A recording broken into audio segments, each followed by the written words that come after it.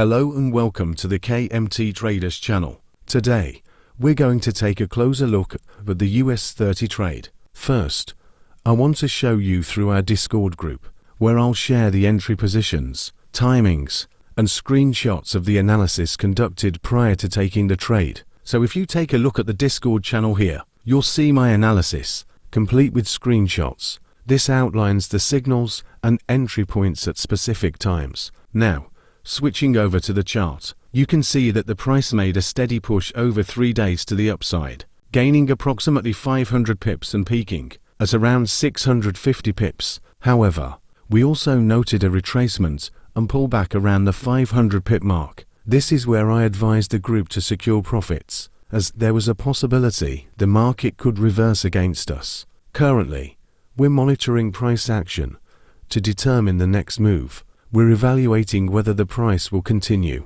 its rally upward or start a downward push. Either way, we'll stay vigilant over the next few hours to identify the best opportunities moving forward.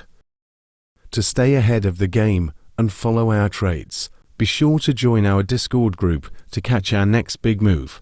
The link is provided in the description of this video. Thank you for watching, and we look forward to seeing you in the group.